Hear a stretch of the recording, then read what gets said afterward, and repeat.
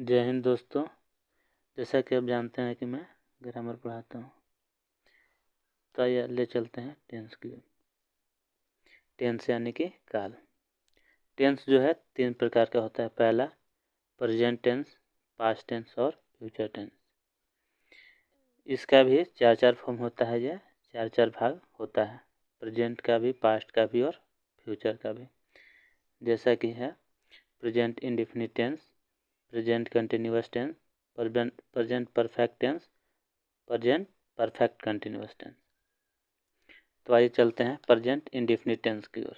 जिस हिंदी वाक्य के अंत में ता है, ती है, ते है आदि लगा रहे उसे हम प्रेजेंट इंडेफिनिट टेंस कहते हैं। आइए आगे चलते हैं। मैं आम खाता हूँ। आई ईट मैंगो। सब्जेक्ट पहला, दूसरा वर्ब का पहला या 5वां रूप, तीसरा ऑब्जेक्ट। वह स्कूल जाता है। He goes to school. तो जैसा कि आपने देखा कि यहाँ पे फर्स्ट पर्सन था, आई के साथ यहाँ पे इट लगा, वर्ब का पहला रूप।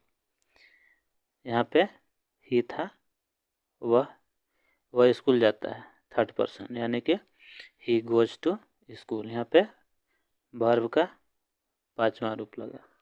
तुम गाना गाते हो। You sing a song.